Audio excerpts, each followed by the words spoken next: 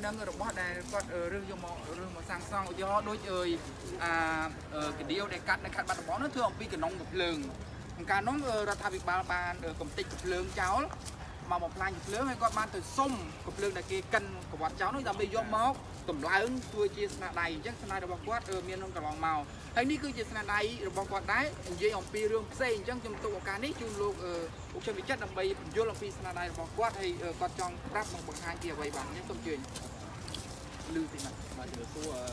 ព័ត៌មានផងក្នុងការជួបបារាំងហើយយើងសូមអរគុណដល់ជាកម្មទូតបារាំងដែលបានជួយគ្រប់គ្រងការងារសិល្បៈទាំងអស់ជាសិល្បៈផ្សេងទៀតហើយនឹងអរគុណដល់ជាតិបងបូរិនដែលបានរៀបចំកម្មវិធីជួយរៀបចំកម្មវិធីឲ្យដំណើរការរហូតដល់ថ្ងៃធ្វើការបង្ហាញនេះការងារខ្ញុំបានឈ្មោះដំណាក់ទឹកដំណាក់ជីវិតបាទវិជ្ជាព័ន្ធនឹងធម្មជាតិដែលយើងមិនអាចចោលបានគឺទឹកហើយយើងនិយាយពីទឹកវិញយើងអាច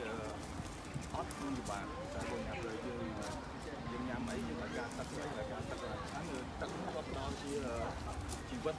ដល់មនុស្សគ្រប់រូបហើយមួយទៀតខ្ញុំទីសាញឡើងពាក់ព័ន្ធនឹង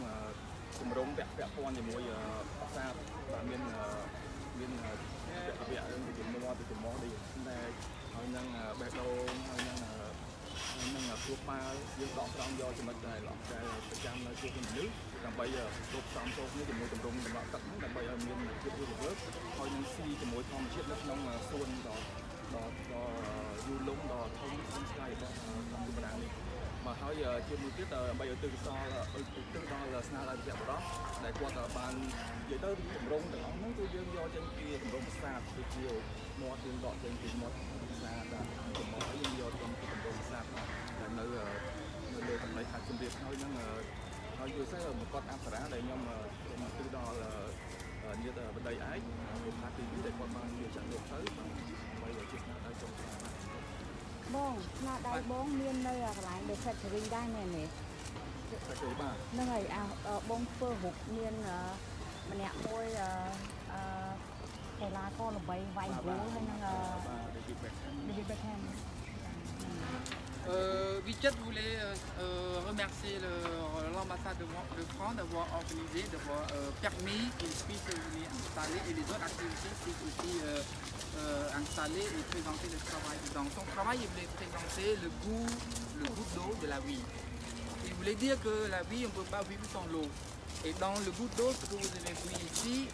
à l'intérieur, ils sont intégrés les détails de la sculpture dans le temple à Siem Reap, à Angkor Wat. Donc vous avez de certaines parties, la bouche, le cœur, la tête, le cerveau, etc. pour intégrer dans le goût d'eau qui est là. Et il y en a une, vous avez vu la tête le diadème de Apsara, il est dédié à la princesse de Jésus, qui est mort, c'est le dernier travail qu'il voulait dédier à elle. Voilà.